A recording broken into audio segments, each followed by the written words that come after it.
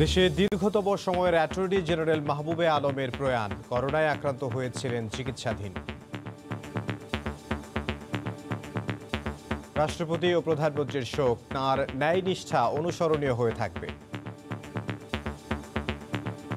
তার মৃত্যুতে শোকাহত, মর্মাহত, সমবেদনা জানানোর কোনো ভাষা আমার নাই।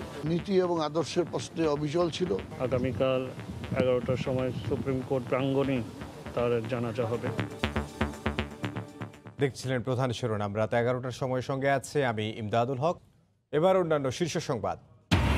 এমসি কলেজে ধর্ষণ মামলায় রবিউল ও রনি নামে আরও 2 আসামি গ্রেফতার। দাড়ি গোঁফ কেটে চেহারা পাল্টে ছাতক সীমান্ত দিয়ে পালানোর চেষ্টা করে মূল আসামি সাইফুর।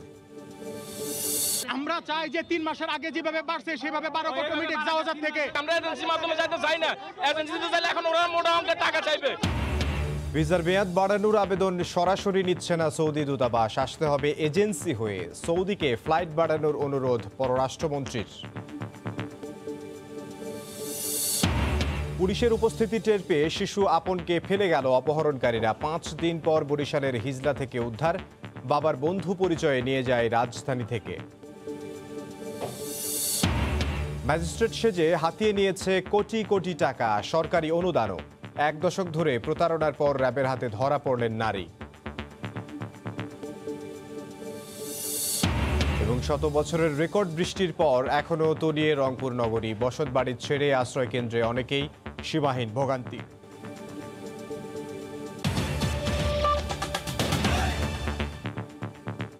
অ্যাটর্নি জেনারেল মাহবুবে আলম মারা গেছেন। ইন্না লিল্লাহি ওয়া ইন্না ইলাইহি রাজিউন। করোনায় আক্রান্ত হয়ে ঢাকায় সম্মিলিত সামরিক হাসপাতালে চিকিৎসাধীন ছিলেন তিনি। তার বয়স হয়েছিল 71 বছর। দেশে দীর্ঘতম সময় দায়িত্ব পালন করা অ্যাটর্নি জেনারেলের মৃত্যুতে রাষ্ট্রপতি মোহাম্মদ আব্দুল হামিদ ও প্রধানমন্ত্রী শেখ হাসিনা শোক জানিয়েছেন। শোক বার্তায় সরকার প্রধান বলেন, তার ন্যায় নিষ্ঠা অনুসরণীয় হয়ে থাকবে। একটি বর্ণাঢ্য জীবনের পরিসমাপ্তি হলো। বাংলাদেশের অ্যাটর্নি জেনারেল হিসেবে ইতিহাসের পাতায় অনেক কারণেই থাকবেন তিনি সরব। বিশেষত জাতির জনক বঙ্গবন্ধু শেখ মুজিবুর রহমানের হত্যাকাণ্ডের বিচারের জন্য সংবিধানের 5ম, 7ম, 13তম ও 16তম সংশোধনী মামলা, মানবতা বিরোধী অপরাধে অভিযুক্ত কাদের মোল্লা, দেলোয়ার হোসেন সাইদি, মোহাম্মদ কামারুজ্জামান, আলী আহসান মুজাহিদ, সালাউদ্দিন কাদের চৌধুরী, মতিউর রহমান নিজামী সহ যুদ্ধ অপরাধীদের সাজা নিশ্চিতে সর্বোচ্চ আদালতে আইনি লড়াই করেছেন। এছাড়াও বিডিআর বিদ্রোহ হত্যা মামলায় রাষ্ট্রপক্ষের হয়ে দায়িত্ব পালন করেছেন। অন্যায়ভাবে উনি ব্যক্তি জীবনেও তিনি ছিলেন একজন সফল মানুষ। 1 পুত্র ও 1 কন্যা সন্তানের জনক তিনি। 1949 সালে মুন্সিগঞ্জ জেলার লৌহজং উপজেলার মৌছামান্দ্রা গ্রামে জন্মগ্রহণ করেন। ঢাকা বিশ্ববিদ্যালয় থেকে 1968 সালে রাষ্ট্রবিজ্ঞানে অনার্স এবং 1969 সালে পাবলিক অ্যাডমিনিস্ট্রেশনে মাস্টার্স ডিগ্রি অর্জন করেন। 1972 সালে একই বিশ্ববিদ্যালয় থেকে এলএলবি ডিগ্রি অর্জন করেন। 1973 সাল থেকে আইন পেশা শুরু করেন। 1998 সাল থেকে 2001 সাল পর্যন্ত অতিরিক্ত অ্যাটর্নি জেনারেল হিসেবে দায়িত্ব পালন করেন। ছিলেন সুপ্রিম কোর্টের আইনজীবী সমিতির সম্পাদক ও সভাপতি। দায়িত্ব পালন করেছেন আইনজীবীদের নিয়ন্ত্রণ সংস্থা বার কাউন্সিলের। 2009 সাল থেকে মৃত্যু অবধি রাষ্ট্রের সর্বোচ্চ আইন কর্মকর্তার দায়িত্ব পালন করেছেন। জীবন মরণের সীমানা ছাড়িয়ে সবাইকে চলে যেতে হয়, তবে কর্মমুখর যে জীবনের উদাহরণ রেখে গেলেন তিনি, আগামী মানুষকে তা পথ দেখাতে পারে। তরিকুল ইসলাম সৌরভ, সময় সংবাদ, ঢাকা। এদিকে অ্যাটর্নি জেনারেল মাহবুবে আলমের মৃত্যুর খবরে তার বাসভবনে ছুটে আসেন আইনমন্ত্রী, রেলমন্ত্রী সহ অনেকে। পরে ঢাকা দক্ষিণ সিটি কর্পোরেশনের মেয়র শেখ ফজলে নূর তাপস জানান, মাহবুবে আলমের জানাজা কাল সকাল 11টায় সুপ্রিম কোর্টে অনুষ্ঠিত হবে। পরে মিরপুর বুদ্ধিজীবী কবরস্থানে তার দাফনের কথা রয়েছে।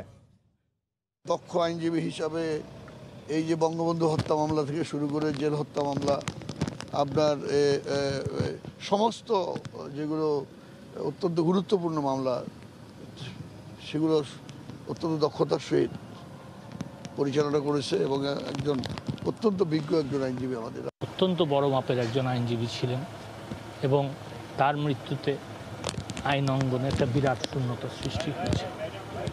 আমরা তার মৃত্যুতে শোকাহত, মর্মাহত। আগামীকাল 11টার সময় সুপ্রিম কোর্ট প্রাঙ্গণ, যে প্রাঙ্গণে তিনি জীবনের সবচেয়ে গুরুত্বপূর্ণ সময় তিনি অতিবাহিত করেছেন, সেই প্রাঙ্গণেই তার জানাজা হবে। এবং তারপর মিরপুর বুদ্ধিজীবী গোরস্থানে তাকে দাফন করা হবে। এই মুহূর্তে অ্যাটর্নি জেনারেলের বাসভবনের সামনে আছেন সহকর্মী আতিকুর রহমান তমাল। সরাসরি চলে যাচ্ছে তার কাছে। তমাল। হ্যাঁ ইমদাদ, যেমনটি শুনছিলেন আইনমন্ত্রী বলছিলেন, উনি কিন্তু কিছুক্ষণ আগেই চলে গেছেন। উনি জানিয়েছেন যে সকাল 8:30টার দিকে অ্যাটর্নি জেনারেলের মরদেহ নিয়ে আসা হবে এই বাসভবনে, এবং এরপরে কিন্তু 11:30টার দিকে অর্থাৎ 11টার দিকে কিন্তু সুপ্রিম কোর্টে নেওয়া হবে এবং সেখানে কিন্তু তার জানাজাটি হবে। এবং সেটি ছাড়াও তার জানাজার পরে কিন্তু মিরপুর যে বুদ্ধিজীবী কবরস্থান রয়েছে সেখানে তার দাফন হবে। তো সব কিছু মিলিয়ে বলা চলে যায়, আমরা দেখেছি সন্ধ্যার পর ওনার যে মৃত্যুর খবর সেটা কিন্তু ছড়িয়ে পড়ার পরে ওনার যে গুণগ্রাহী ছিলেন তারা কিন্তু সবাই এখানে এসেছেন এবং তারা কিন্তু অনেকেই জড়ো হয়েছেন। তার জন্য বিদেহী আত্মা, সেই আত্মার মাগফিরাত কামনা করেছেন এবং তার জন্য কিন্তু দোয়া করেছেন। আপনাকে জানিয়ে রাখি যে তার যে এক ছেলে এবং এক মেয়ে রয়েছে এবং তার ছেলে কিন্তু আমাদের সাথে কোনো ধরনের কোনো কথা বলেননি, কারণ আপনি বুঝতেই পাচ্ছেন যে এই যে একটি মর্মান্তিক ঘটনা, সেই কারণে কিন্তু তিনি আসলে শোকাহত। এবং তার স্ত্রী, তার ছেলে এবং তার মেয়ে, এই তিনজনে মূলত সেখানে থাকতেন। আপনি যেমনটি শুনছিলেন যে সৌরভের রিপোর্টে যে গত 4 তারিখে তাকে মূলত আসলে সিএমএইচে আনা হয় এবং তারপরে কিন্তু আমরা ঘন্টা 2-1 আগে তার কিন্তু মৃত্যুর খবরটি পেয়েছি, অর্থাৎ সন্ধ্যা 7:30-এর দিকে তার কিন্তু মৃত্যুর খবরটি আমরা পাই।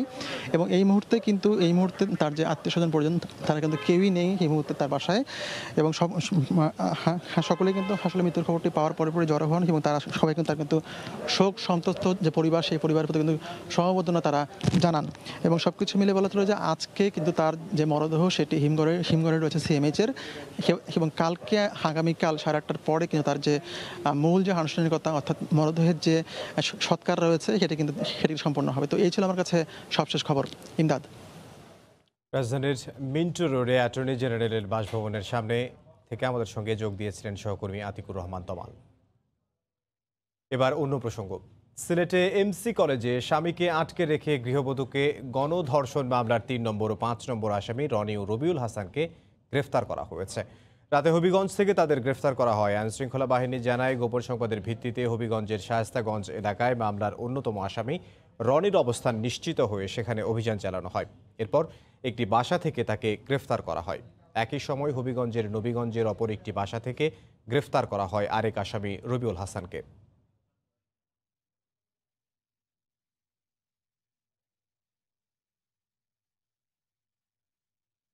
সিলেটে এমসি কলেজে ধর্ষণ মামলার প্রধান আসামি সাইফুর দাড়ি গোঁফ কেটে চেহারা পাল্টে পালানোর চেষ্টার সময় ছাতক সীমান্ত থেকে গ্রেফতার করা হয় তাকে। হবিগঞ্জ থেকে আটক আরেক আসামি অর্জুন লস্করও পাড়ি দিতে চেয়েছিল ভারতে, তাকেও সকালে গ্রেফতার করে পুলিশ। বাকি আসামিদের ধরতে সিলেটের সীমান্ত এলাকায় কড়া নজরদারি জারি করা হয়েছে। সাইফুর রহমান সিলেট এমসি কলেজে গৃহবধূকে সংঘবদ্ধ ধর্ষণের ঘটনার প্রধান আসামি। দাড়িগোপ কেটে চেহারা পাল্টে মাস্ক পরে সুনামগঞ্জের দোয়ারা বাজার সীমান্তে যান ভারত পালাতে, কিন্তু ততক্ষণে খবর পেয়ে সেখানে হাজির হয়ে সাইফুর রহমানকে হাতে নাতে গ্রেপ্তার করেন ছাতক থানা পুলিশ। একই সময়ে হবিগঞ্জের মাধবপুরের মন্তলা সীমান্ত এলাকায়ও অভিযান চালায় পুলিশ। এ সময় গ্রেপ্তার করা হয় মামলার 4 নম্বর আসামি আরেক ছাত্রলীগ নেতা অর্জুন লস্করকে। গোপন সংবাদের ভিত্তিতে আমরা ছাতক খেয়াঘাট থেকে সাইফুর রহমানকে গ্রেফতার করতে সক্ষম হই এবং তাকে গ্রেফতার করে থানায় নিয়ে আসার পরবর্তীতে তার জিজ্ঞাসাবাদে তার পরিচয় নিশ্চিত হওয়ার পর আমরা এসএমপিকে ইনফর্ম করি। এদিকে নির্যাতিতা নারী নির্বাহী ম্যাজিস্ট্রেটের কাছে ঘটনার বিস্তারিত জানিয়ে জবানবন্দি দিয়েছেন। ধর্ষণে অপর আসামিদের পালানো ঠেকাতে সিলেট সহ দেশের সীমান্ত এলাকায় কড়া নজরদারি জারি করা হয়েছে। সারা দেশে নজরদারি আছে। আমাদের বিভিন্ন ইউনিট থেকে আমরা মেসেজ পাঠানো হয়েছে।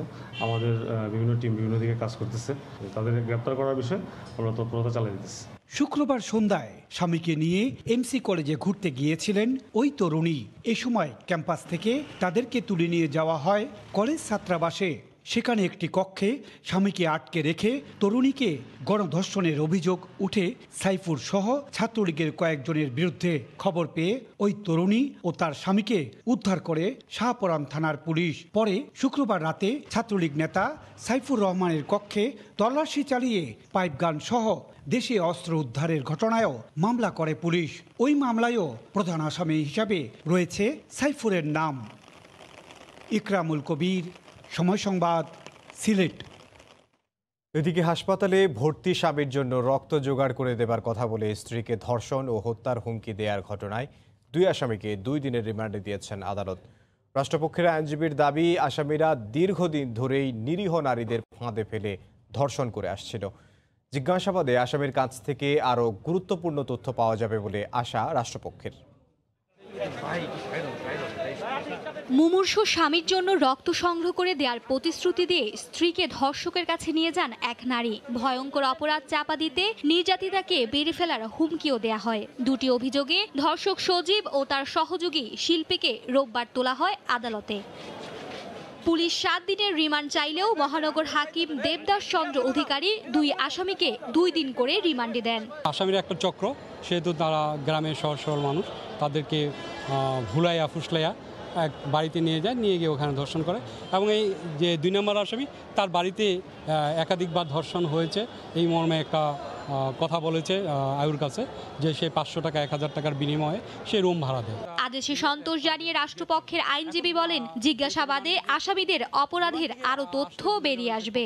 অন্যান্য কারা আসামিরা জড়িত আছে তাদের নাম ঠিকানার সঙ্গে সহকার অন্য আসামিদের গ্রেপ্তারের চেষ্টার জন্য 2 দিন রিমান্ড মঞ্জুর করে। গত 16 সেপ্টেম্বর দুপুরে শিল্পীর সহায়তায় মিরপুরের মধ্যমণিপুরের একটি বাসায় নিয়ে অভিযোগকারীকে ধর্ষণ করে সজীব। ঘটনা প্রকাশ করলে হত্যার হুমকি দেয়া হয় ভুক্তভোগীকে। 10 দিনের মাথায় আসামিরা নির্যাতিতার স্বামীর মোবাইলে কল করে আবারও রক্ত নেওয়ার জন্য যেতে বললে আবার ধর্ষণের ভয়ে স্বামীকে বিষয়টি খুলে বলেন তিনি। 25 সেপ্টেম্বর রাতে র্যাব 2 অভিযান চালিয়ে মনোয়ার হোসেন সজীব ও তার সহযোগী মাসনুয়ারা বেগম শিল্পীকে গ্রেফতার করে। এরপর মিরপুর মডেল থানায় মামলা দায়ের হয়। মার্জিয়া মুমু, সময় সংবাদ, ঢাকা। ভিসার মেয়াদ বাড়াতে পদে পদে লাঞ্ছনা আর বিড়ম্বনার শিকার হতে হচ্ছে সৌদি প্রবাসীদের। সকাল থেকে গুলশানে সৌদি কনসুলেটে ভিড় করতে থাকেন তারা। তবে আবেদন সরাসরি নিচ্ছে না সৌদি দূতাবাস। এজেন্সি হয়ে আবেদনের পরামর্শে সড়ক থেকে সরে যান তারা। তবে গুলশান 2 নম্বরে ভিসা প্রসেসিং কনসালটেন্সিগুলোতে যোগাযোগ করেও কোনো লাভ হচ্ছে না, উল্টো দালালদের খপ্পরে পড়তে হচ্ছে বলে অভিযোগ প্রবাসীদের। পররাষ্ট্র দপ্তরের ঘোষণা ছিল রোববার থেকেই বাড়ানো হবে সৌদি ভিসার মেয়াদ। যোগাযোগ করতে হবে গুলশানের সৌদি কনসুলেটে। সে অনুযায়ী ভোর থেকেই দূতাবাসের সামনে ভিড় করতে থাকেন সৌদি প্রবাসীরা। কিন্তু সময় গড়ালেও দূতাবাসে ঢোকার অনুমতি মেলেনি। চাকরি বাঁচাতে মরিয়া প্রবাসীদের সঙ্গে ধস্তাধস্তির পর আইন শৃঙ্খলা রক্ষা বাহিনী জানায় দূতাবাস কোনো আবেদন গ্রহণ করবে না। আবেদন জমা দিতে হবে অনুমোদিত কনসালটেন্সিগুলোতে। 4 দিন ধরে আমরা বলতেছি এখানে টোকেন দিবে, কোনো কিছু কোনো দোয়ার কোনো কিছু নাই। তারা অতিরিক্ত আমাদের সাথে খারাপ আচরণ করতেছে। সবার কাছে আমার অনুরোধ, আমরা যেমন সৌদি আরব যাইতে পারি। সৌদি এমবেসির অথরাইজ এনলিস্টেড সার্ভিস সেন্টারের মাধ্যমে তাদের ভিসা এক্সটেনশন করার ব্যবস্থা করেছে। এই প্রক্রিয়াটায় সবাইকে যাওয়ার জন্য অনুরোধ করছি। পরে নিরুপায় প্রবাসীরা যোগাযোগের চেষ্টা করে কনসালটেন্সিগুলোতেও। এতেও কোনো সদুত্তর না পাওয়ায় কাজে ফেরা নিয়ে শঙ্কায় সৌদি প্রবাসীরা। বাংলাদেশের এজেন্সি হচ্ছে যে দালাল, ওরা আমাদের কাছ থেকে লাখ লাখ টাকা হাতিয়ে নেবে। অনেক এজেন্টের কাছে ফোন করা হয়েছে, এরা বলে যে আমাদের কাছে এই ধরনের কোনো মেসেজই আসে নাই। বিশৃঙ্খল এই পরিস্থিতির সুযোগে সক্রিয় হয়ে ওঠে দালাল চক্র। আইন শৃঙ্খলা রক্ষা বাহিনীর সামনেই নামে বেনামে কাগজ বিক্রি করতে দেখা যায় প্রবাসীদের কাছে। না 20 টাকা না, সারে দিচ্ছে আমাকে ফটোকপি করে দাও। কোনো টাকা নেওয়া হয় নাই। আপনি যে লোকটাকে বললেন আবার নিয়ে আসার জন্য, এই কাগজটা কি আছে আপনি জানেন? না হ্যাঁ, সবার কাছে 20 টাকা করে নিয়েছিল, আর এই কাগজ এই অর্থহীন। এটা 1 টাকার একটা ফটোকপি 20 টাকা করে বিক্রি করছে কেন? এটা আমি ওরা ধরতেছি কেন করতে। সৌদি ভিসার মেয়াদ বাড়ানোর জন্য আবেদন করতে আসা প্রবাসীরা কি করবেন তা জানতে দূতাবাস বরাবর যোগাযোগ করা হলেও কোনো সাড়া পাওয়া যায়নি। আজহার লিমন, সময় সংবাদ, ঢাকা। করোনা মহামারীর কারণে আটকে পড়া সৌদি প্রবাসী বাংলাদেশিদের সে দেশে ফেরত যাওয়ার সুবিধার্থে প্রয়োজনীয় ফ্লাইট বাড়ানোর জন্য সৌদি আরবকে অনুরোধ করেছেন পররাষ্ট্রমন্ত্রী ডক্টর একে আব্দুল মোমেন। বিকেলে দেশটির পররাষ্ট্রমন্ত্রী প্রিন্স ফয়সাল বিন ফারহান আল সৌদের সঙ্গে টেলিফোনে এ অনুরোধ করেন তিনি। নিজ বাসা পররাষ্ট্র ভবন থেকে 2 মন্ত্রীর ফোনালাপে ডক্টর মোমেন ইকাবার মেয়াদ বাড়া ও ভিসা প্রদানে সৌদি আরবের সিদ্ধান্তকে স্বাগত জানান। বিমান বাংলাদেশ ফ্লাইট চলাচলে অনুমতি দেয়ায় সৌদি পররাষ্ট্রমন্ত্রীকে তিনি ধন্যবাদও জানান। একই সঙ্গে দাম্মাম রুটে বিমান বাংলাদেশ এয়ারলাইন্সের ফ্লাইট চলাচলের অনুমতি প্রদানের জন্য সৌদি পররাষ্ট্রমন্ত্রীকে অনুরোধ জানান বাংলাদেশের পররাষ্ট্রমন্ত্রী। বর্তমানে রিয়াদ, মদিনা ও জেদ্দায় বাংলাদেশ বিমান চলাচলের অনুমতি দেওয়া হয়েছে। কখনো ম্যাজিস্ট্রেট, কখনো ভোক্তা অধিকার সংস্থার সহকারী পরিচালক, আবার কখনো সরকারের শীর্ষ কর্মকর্তা। এভাবে নানা ভুয়া পরিচয়ে চট্টগ্রামের সাধারণ মানুষের কাছ থেকে লাখ লাখ টাকা হাতিয়ে নিয়েছে পারভিন আক্তার নামে এক প্রতারক। তবে শেষ রক্ষা হয়নি তার। অবশেষে র্যাবের হাতে আটক হওয়ার পর বের হয়ে আসছে পারভিন আক্তারের নানা অপকর্ম। বিস্তারিত জানাচ্ছেন কমল দে। র্যাবের তথ্য মতে গত এক দশক ধরে নানা পরিচয়ে নগরীয় জেলা চষে বেরিয়েছে পারভিন আক্তার। মাইক্রোবাসে স্টিকার লাগিয়ে সাঙ্গপাঙ্গদের নিয়ে নকল ভ্রাম্যমাণ আদালতও পরিচালনা করত সে। সম্প্রতি তার পক্ষ থেকে 6.5 কোটি টাকার একটি প্রকল্প জমা দেওয়া হয় সরকারের কাছে। আর এভাবেই প্রতারণার জাল বিস্তৃত করে সাধারণ মানুষের মধ্যে তাদের কাছ থেকে হাতিয়ে নেওয়া হয়েছে লাখ লাখ টাকা। আমি 1 মাস ধরে ঘুরে করতেছি, কিন্তু আমার টাকা পাচ্ছি না। এগুলো নিয়ে অনেক বাড়াবাড়ি হয়েছে ম্যাডামের সাথে। ম্যাডাম বলে টোকে সহ 5 লাখ টাকা চাঁদাবাজি মামলা করব। স্বীকৃতি নামে একটি সংস্থা খুলে শত শত গ্রাহকের প্রত্যেকের কাছ থেকে 20,000 টাকা করে আদায় করেছে পারভিন। বছরের পর বছর পার হলো, জামানত ফেরত পায়নি গ্রাহকরা। আমরা কাজ করব না, আপনি আমাদের টাকা দেন। এরপরে আমাদেরকে বলতেছে তোদের নামে মামলা করব। চাকরির ভয়ে ওনা কিছু বলে নেই। শেষমেশ আমি র্যাবের আশ্রয় নিই এবং র্যাবের কাছ থেকে আমি অভিযোগটা জানাই। অভিযোগের পর অভিযোগ জমছিল র্যাবের কাছে। শনিবার রাতে নগরীর পাহাড়তলী এলাকায় অভিযান চালিয়ে আটক করা হয় অভিযুক্ত পারভিন আক্তারকে। উদ্ধার করা হয় প্রতারণার নানা উপকরণ। 13টি ব্যাংকের চেক বই পাওয়া গেছে পারভিন আক্তারের আস্তানায়। বিভিন্ন কল্পিত অবাস্তব কার্যক্রম ও প্রকল্প দেখিয়ে সরকার বিভিন্ন দপ্তর থেকে অনুদান প্রাপ্তির চেষ্টা করত। তার বিরুদ্ধে চট্টগ্রামের বিভিন্ন থানায় 10টিরও অধিক প্রতারণার মামলা রয়েছে। অভিযুক্ত পারভিন আক্তারের বিরুদ্ধে নগরীর বিভিন্ন থানায় একাধিক অভিযোগ রয়েছে বলে জানিয়েছে র্যাব। আটকের পর পারভিন আক্তারের বিরুদ্ধে পাহাড়তলী থানায় একটি মামলা দায়ের করা হয়েছে। কমল দে, সময় সংবাদ, চট্টগ্রাম। পুলিশের উপস্থিতি টের পেয়ে শিশু আপনকে ফেলে যায় অপহরণকারীরা। বাবার বন্ধু পরিচয়ে ধরে নিয়ে যায় রাজধানী থেকে। ধরে নেয়ার 5 দিন পর বরিশালের হিজলা থেকে উদ্ধার করা হয় 8 বছরের শিশুটিকে। ঢাকা মহানগর গোয়েন্দা পুলিশ জানায়, অপহরণকারী চক্র দীর্ঘদিন ধরে এ ধরনের অপরাধের সঙ্গে জড়িত। তবে এই ঘটনায় কাউকেই আটক করতে পারেনি পুলিশ। 8 বছরের শিশু নিয়ামতুল্লাহ আপন অপহরণের 5 দিন পর মায়ের আঁচলের স্নেহের ছায়ায় প্রিয় সন্তানকে ফিরে পেয়ে যেন পুনরায় প্রাণ ফিরে পেল মা আমেনা বেগম। সাংবাদিকদের জানাচ্ছিলেন অপহরণের সেই ভয়াবহ ঘটনা। আশেপাশে যে বাচ্চারা আছে সবাই ছাদে গেল, যাই খেলাধুলা করলো। মানে উনি বলতেছে যে একটা পিচ্ছি নাকি ওরা ডাক দিয়ে নিয়ে আসছে। নিয়ে আসার পর ওই গেটের বের হয়েছে পরে, মানে 3টা ছেলে, একটা ছেলে আসে সুহেল নামে, পরে নাকি নিয়ে গেল। এখান থেকে নিয়ে যাওয়ার পরে তারা সবাই, আমি আবার অফিসে, সবাই আবার খোঁজাখুঁজি করলো, কেউ জানে না। পরে মাগরিবের আজান দিয়ে দিচ্ছে, ছেলে আর ঘরে ফিরে না। পরে সবাই খোঁজাখুঁজি করলো, আর পাওয়া যাচ্ছে না। অপহরণের পর কিভাবে কোথায় ছিলেন যতটুকু মনে করতে পারছে ততটুকুই বলছে শিশু আপন। আমি বলছি কি কে আপনারা, বলে কি আমি তোমার বাবার বন্ধু। গত 23 সেপ্টেম্বর রাজধানীর হাজারীবাগ থানার ঝাউচর এলাকা থেকে শিশু আপনকে অপহরণ করে বরিশালের হিজলা এলাকায় নিয়ে যায় অপহরণকারীরা। মুক্তিপণের টাকা না পেলে 24 ঘন্টার মধ্যে আপনের লাশ পাওয়া যাবে বলে তার মাকে হুমকি দেওয়া হয়। ঢাকা মহানগর গোয়েন্দা পুলিশের অভিযানে শনিবার দিবাগত রাত 2:30টার দিকে উদ্ধার হয় আপন। তারা SMS এবং ফোনের মাধ্যমে মুক্তিপণ দাবি করে, $10,000 মুক্তিপণ দাবি করে। আর একটা মেসেজে বলে যে বিটকয়েনের মাধ্যমে এই ডলারটা পরিশোধ করার জন্য, এবং হুমকি দেয় যে টাকা হয় ক্যাশ নয় লাশ। ডিবির উপস্থিতির টের পেয়ে অপহরণকারীরা পালিয়ে যায়। তাদেরকে গ্রেপ্তারের চেষ্টা চলছে বলেও জানায় মহানগর গোয়েন্দা পুলিশ। বেলায়েত হোসাইন, সময় সংবাদ, ঢাকা। স্বাস্থ্য অধিদপ্তরের হিসেবে করোনায় আক্রান্ত হয়ে দেশে 32 জন মারা গেছেন। নতুন শনাক্ত হয়েছেন 1275 জন রোগী। এ নিয়ে দেশে মোট রোগীর সংখ্যা 3,59,148 জন। দেশে একদিনে নমুনা পরীক্ষা করা হয়েছে 10,685 জনের। এ পর্যন্ত মোট নমুনা পরীক্ষা হয়েছে 19,09,460 জনের। 24 ঘন্টায় নতুন করে 1,275 জনের দেহে করোনা শনাক্ত হয়েছে। এ নিয়ে মোট আক্রান্ত 3,59,148 জন। 24 ঘন্টায় মারা গেছেন 32 জন। এ পর্যন্ত করোনা আক্রান্ত হয়ে মারা গেছেন 5,161 জন। করোনা থেকে 24 ঘন্টায় সুস্থ হয়েছেন 1,714 জন। মোট সুস্থ হয়েছেন 2,70,491 জন। গত রাত থেকে রেকর্ড বৃষ্টির পর এখনও তলিয়ে আছে রংপুর নগরী। ডুবে থাকা বাড়িঘর ছেড়ে অনেকেই ঘুরছেন আশ্রয়ের খোঁজে। রাতের আঁধারে ভাসমান লাখো মানুষ পড়েছেন চরম ভোগান্তিতে। রতন সরকারের রিপোর্ট, ছবি তুলেছেন শাকিল মাহমুদ।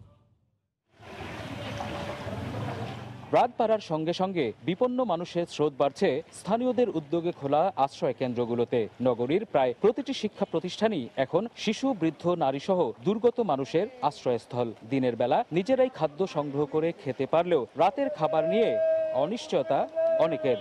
স্কুলে যাচ্ছে, আমার কেউ নাই, আমার বাড়ি ভাড়া বাড়ি থাকি, সেটা সব ভাসি গেছে খেতা বেশি।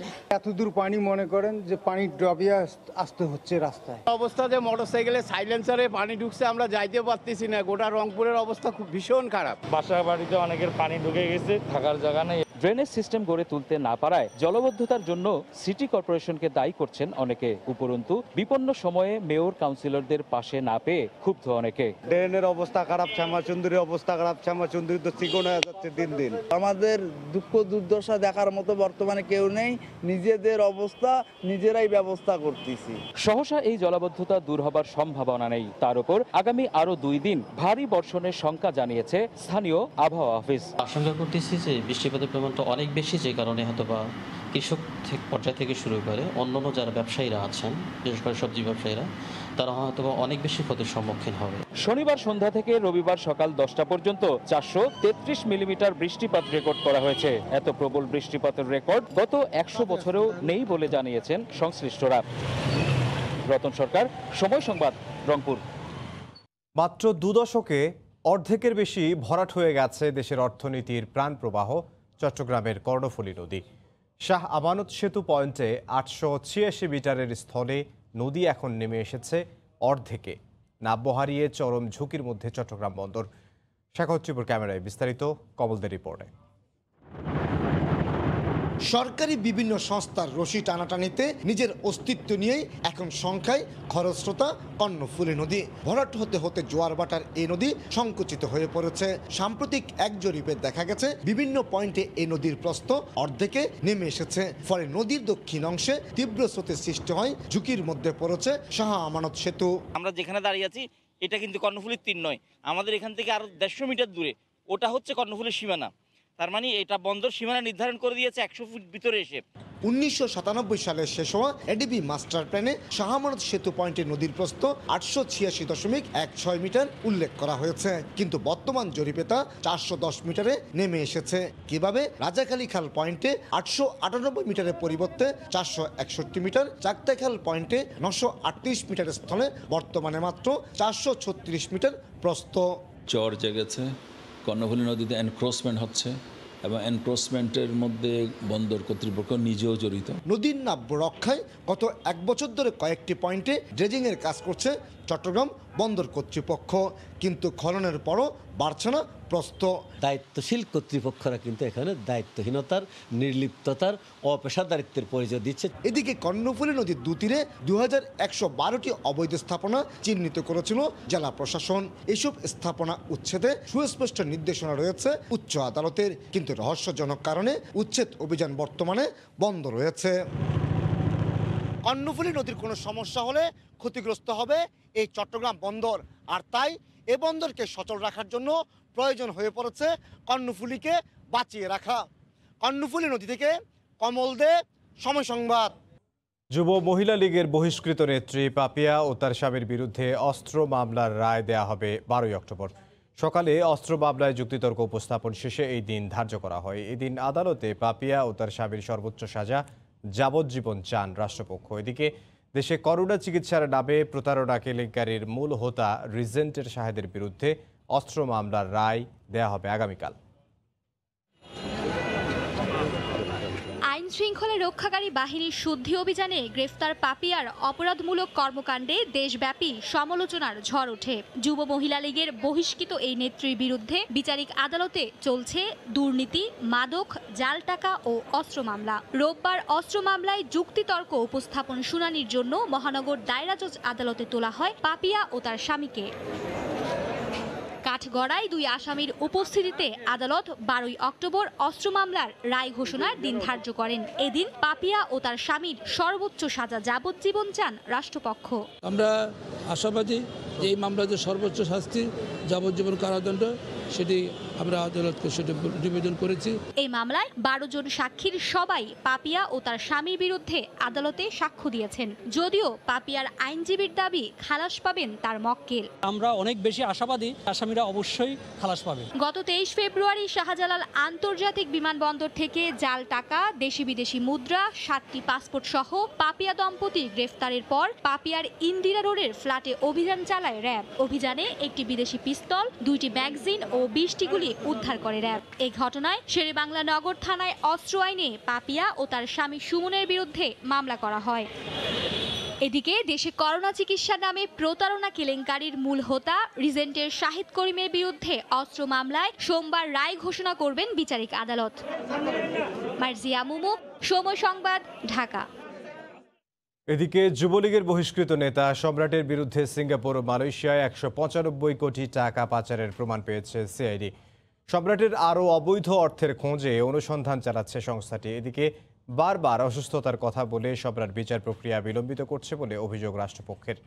তবে আসামির আইনজীবীর দাবি, জীবন মৃত্যুর সঙ্গে পাঞ্জা লড়ছেন সম্রাট। ইকরাম হোসাইনের রিপোর্ট। রাজনীতির মাঠে আলোচিত সমালোচিত ক্যাসিনো কাণ্ডে উন্মোচিত হয় মুখোশ, বেরিয়ে আসে থলের বিড়াল। বিশাল সাম্রাজ্যে আইন শৃঙ্খলা বাহিনীর হানা, আইনের হাতে বন্দী সম্রাট। মাথার উপর বেশ কয়েকটি মামলা, অস্ত্র, মাদক, মানি লন্ডারিংয়ের বহু অভিযোগ। গ্রেফতারের পর বেশিরভাগ সময় কাটিয়েছেন হাসপাতালে, এখনও আছেন চিকিৎসাধীন। রাষ্ট্রপক্ষের অভিযোগ, বারবার অসুস্থতার কথা বলে বিচার প্রক্রিয়া বিলম্বিত করছেন সম্রাট। যদিও আসামি পক্ষের আইনজীবী বলছেন ইসমাইল চৌধুরী গুরুতর অসুস্থ। যেহেতু আদালতে যাচ্ছে না যাওয়ার কারণে তো বিচার শুরু হচ্ছে না, আসামির উপস্থিতি থাকা দরকার। এক্ষেত্রে সেটা হচ্ছে না। হাসপাতাল কর্তৃপক্ষ তারাই ভালো বলতে পারবে, এবং তারা সেভাবে যদি আদালতে কোনো মেডিকেল রিপোর্ট যদি পাঠায় যে তার এই সমস্যা, তাহলে সেটা আদালত বিবেচনা করবে। কিন্তু যদি বিনা কারণে যদি হাসপাতালে থাকে বা যদি সুস্থ অবস্থায় হাসপাতালে থাকে, তাহলে তো এটা ন্যায়সঙ্গত না। যেহেতু আমার ক্লায়েন্ট প্রচন্ড অসুস্থ, জীবন মৃত্যুর সাথে সে লড়াই করতেছে। একটা মানুষ মৃত্যু সজ্জায়, আর রাষ্ট্রপক্ষ কি বলতেছে সেটা তো রাষ্ট্রপক্ষ বলতে পারবে।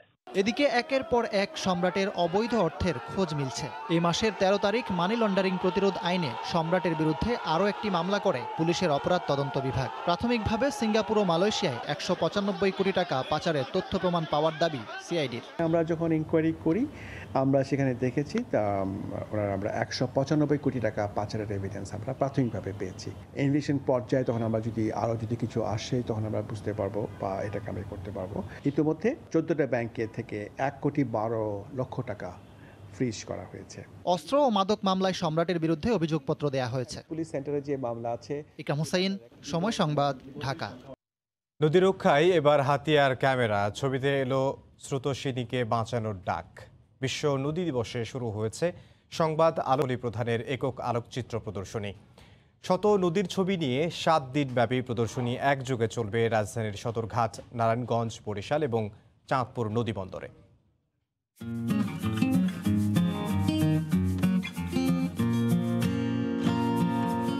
সবুজে ঘেরা বাংলার প্রকৃতি, স্বচ্ছ জলের ইছামতির পারে যাত্রীর অপেক্ষায় নৌকার সারি। এপারে বাংলাদেশ, ওপারে ভারত, দুই দেশের যোগসূত্র কুশিয়ারার বুকে জেলের ব্যস্ততা। ভারতের মিজোরাম থেকে বয়ে আসা বাঘখালী এখানে অনেকটাই কর্মচঞ্চল। যাত্রী বোঝাই খেয়া নৌকার এপার ওপারের খেলা। ইছামতি, কুশিয়ারা, বাঘখালীর মতো স্নিগ্ধতা অনুপস্থিত শহুরে নদীতে। নদীয় প্রকৃতি এখানে নির্মম নৃশংসতার শিকার। বর্জ্য বিষিয়ে তুলছে স্রোতধারা, কোথাও নদী খেকোদের দৌরাত্ম্য। বিশ্ব নদী দিবস উপলক্ষে সংবাদ আলোকচিত্রী কাকলি প্রধানের একক আলোকচিত্র প্রদর্শনীতে এভাবেই উঠে আসে বাংলার নদীর সুখ দুঃখের গল্প। নদী নেবে শিরোনামে 7 দিনের প্রদর্শনী একযোগে শুরু হয় রাজধানীর সদরঘাট, নারায়ণগঞ্জ, বরিশাল এবং চাঁদপুর নদী বন্দরে। প্রদর্শনীর উদ্বোধন হয় রোববার সদরঘাট লঞ্চ টার্মিনালে। এই চিত্র একটা শিশুকে, একজন বয়োবৃদ্ধকে, একজন দায়িত্বশীলকে অবশ্যই ভাবাবে। যখন আমরা প্রত্যেকটি ছবির মধ্যে কোথাও না কোথাও ক্ষতটা দেখি, আমাদের এই কাকলি প্রধানের পরের ভার্সনের ছবিতে আমরা শুধু ভালোবাসাই দিংরানো দেখব, আমরা তার অসুস্থতা দেখব না। আপনারা যেখানেই যেই অসঙ্গতি দেখবেন বাংলাদেশের নদী নিয়ে, আপনাদের কাছে চাওয়া যে আমাদেরকে জানান। যতটুকু আমাদের সামর্থ্য আছে আমরা চেষ্টা করব যাতে নদীর প্রবাহকে বজায় রাখতে পারি এবং দূষণ এবং দখল রোধ করতে পারি। নদীপ্রেমী নতুন প্রজন্মের স্বপ্ন দেখেন আলোকচিত্রী কাকলি প্রধান। তার বিশ্বাস, তরুণদের ভালোবাসায় মরা নদীতে আসবে জোয়ার, ফিরবে প্রাণ। নদীকে নষ্ট করো না।